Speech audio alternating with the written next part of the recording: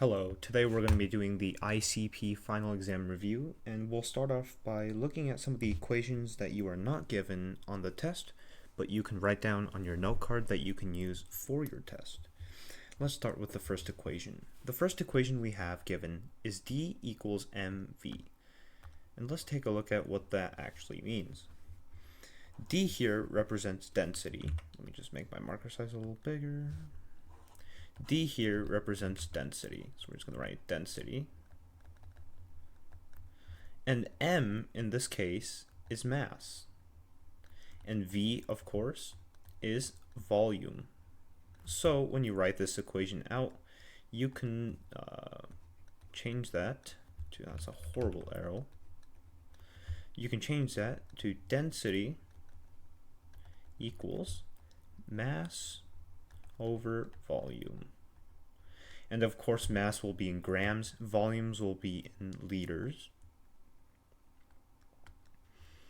Looking at the next equation, we're given 1 mole equals molar mass grams. What that means is that you're going to be using this as a conversion factor. So go ahead and erase all this. This is one conversion factor, and this is another conversion factor.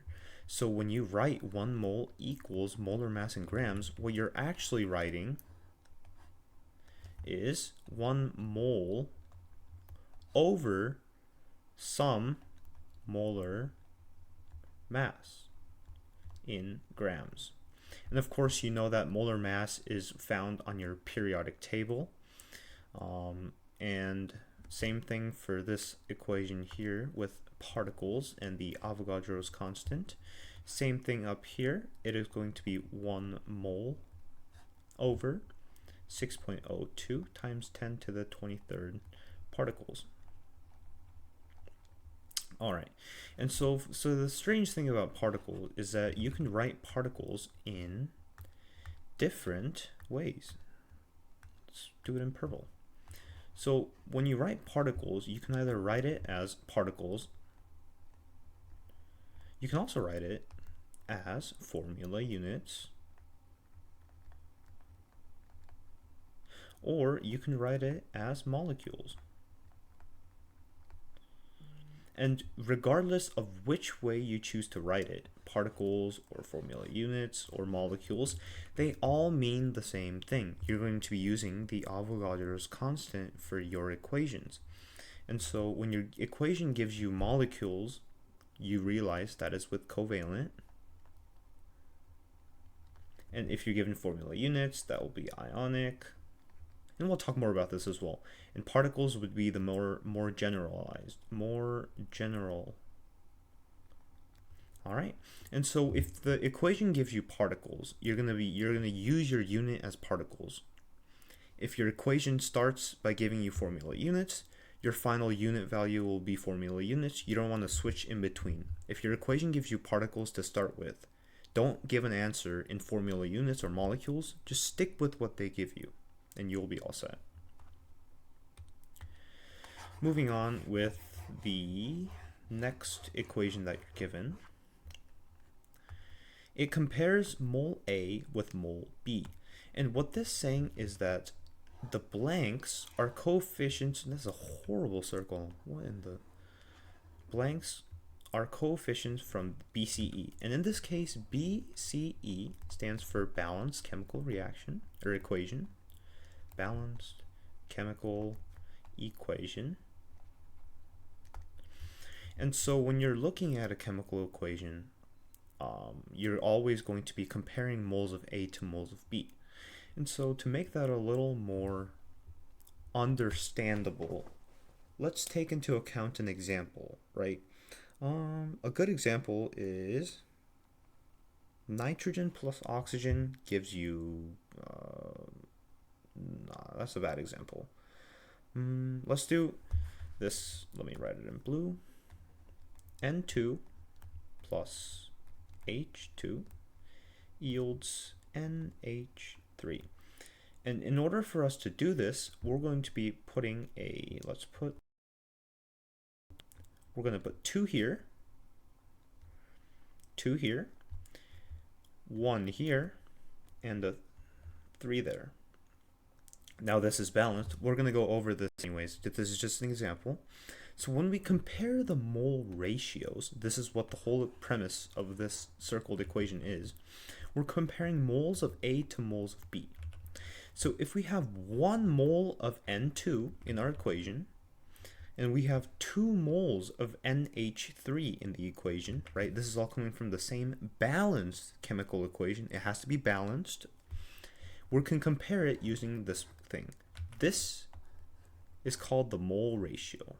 Mole ratio. Let's take a quick example real quick. If I'm given 1 mole of N2 to start with, that's 1 mole of A as in N2, that means we have 2 moles of B as in NH3, or that could be 3 moles of H2.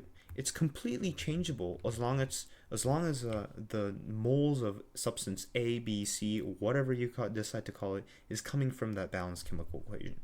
And don't worry, we're going to be learning more about this in our stoichiometry section. So if you're confused about this, I'll explain in much greater detail later on. Moving on, we have one of the most important, very important conversions. We're going to be converting Celsius into Kelvins. These are all degrees of temperature, or the measure of kinetic energy. We'll also talk about that. So if you're giving something in Celsius, say 25 degrees Celsius, and we want to convert that into some Kelvin, that's what the K is, Kelvin, that's K, capital K. If you want to convert this, all we have to do is add 273 to it every single time. So if we add 273, let's write that in a different color, plus 273, our Kelvin value is going to be 298. So 25 Celsius equals 298 Kelvin. That's all it is. And the same thing goes backwards. If you'd like to go backwards from Kelvin to Celsius, all you have to do is 298 Kelvin minus 273 gives you 25 degrees Celsius. It goes forwards and backwards. Basic algebra. Okay. Moving on, we have some gas laws. Wonderful, right? Everyone's favorite. We have P1V1 equals P2V2. Oops. So let's go ahead and define what these variables are.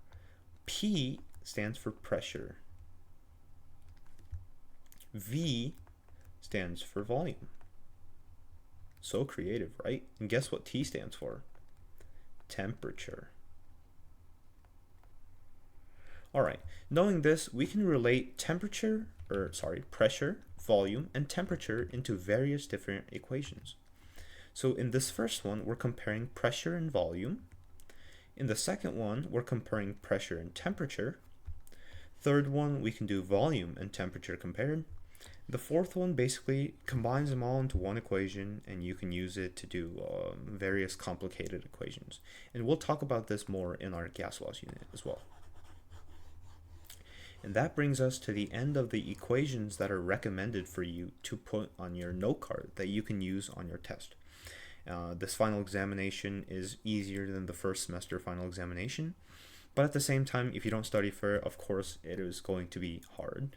So I recommend that you prepare for it using these videos or talking with some friends or doing whatever you need to do to prepare. And just keep in mind that these are very helpful equations that you most definitely should put on your note cards. It will help you no matter what. If you're confused about what D, MV, or PVT, any of these, if you don't know what they stand for, write it out. You have no card to use, so that's what it's for. Hope this helps. We'll see you in Unit 1 of the next video. Thanks.